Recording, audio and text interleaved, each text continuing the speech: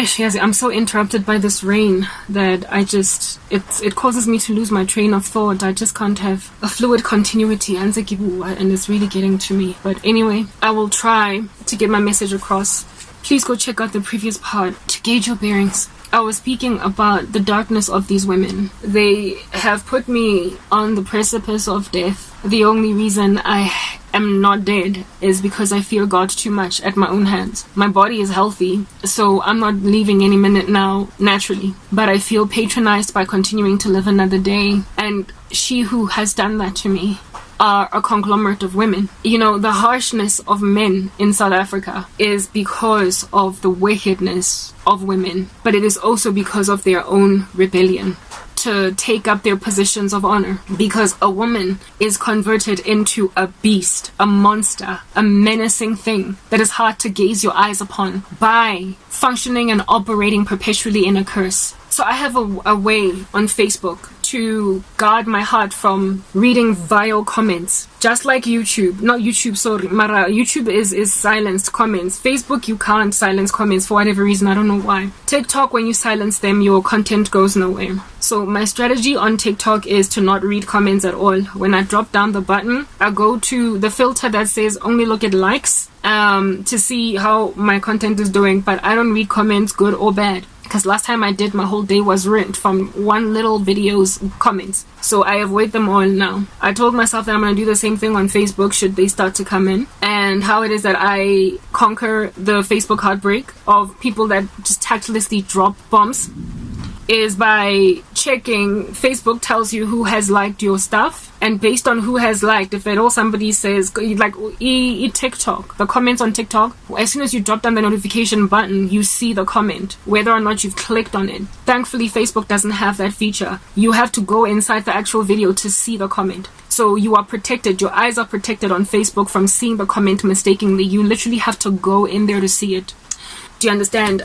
So I've liked Facebook for those reasons, and how it is that I determine if I'm going to read a comment is if the person who has commented, it has also liked a video. There's a notification saying Karabo Hlongwane has liked said video. So then if Karabo Hlongwane has commented on your post, I then click on it, because the likelihood that they said something negative if they liked my video is very low. So that's how I engage with comments on Facebook. It's the only place where I read comments, because I can judge if somebody has spoken smack based on the fact that they have liked.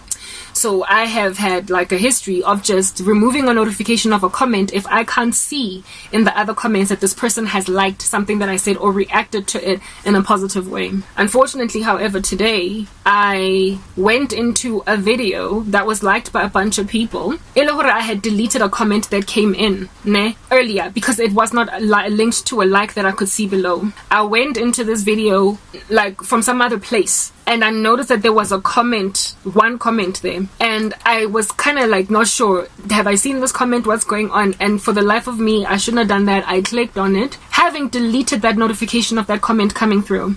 And the comment was from some Indian man saying bull S on what I was speaking. The amount of heartbreak in me just from that one comment. I told you guys I'm exceptionally sensitive. It was so exquisite, but one of the biggest reasons why my pain was as poignant as it is, yes, because I'm just sensitive, period, was because it was coming from a man.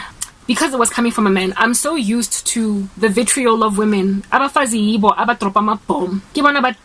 Women just speak smack. Habana self-control.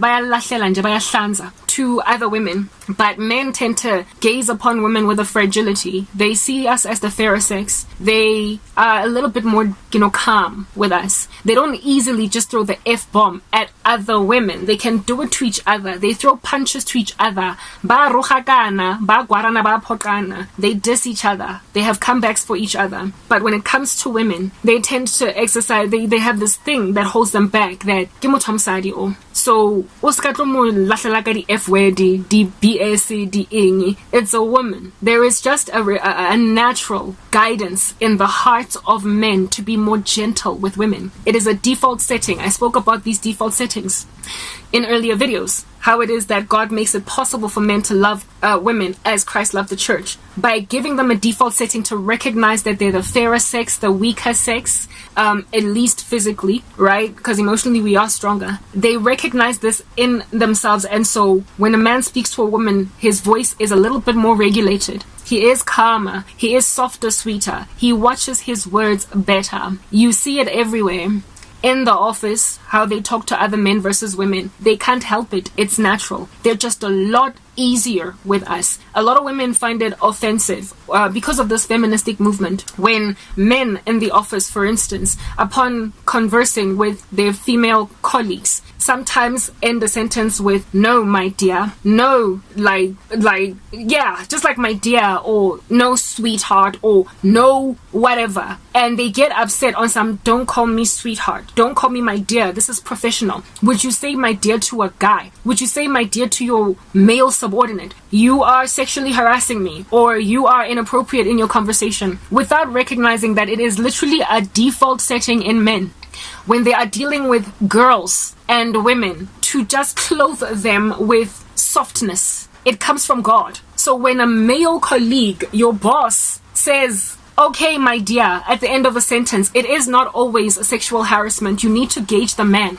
himself. If like an older guy calls you "my darling," go officing, it is not always because he has no respect for your strong androgynous female thing that you're doing, cracking a corporate whip. It is the natural default setting of men to be softer towards women. Dimu yenza that way. We are the fairer sex, and when a man is still defaulting that way, he is preserved, not tarnished. So when a man calls you dear, he is right in the way that he relates with women. Do you understand? So when then a man is the opposite of that, when a man has been so taken into a reprobate mind and been tarnished in the way that he is, such that he can easily in traffic. I don't know how many times guys in traffic, men in traffic, have walked in a little bit of a boiling road rage situation because I'm a little too slow or whatever. And as soon as they look into my car and see that I'm a woman, something in them just gets fixed.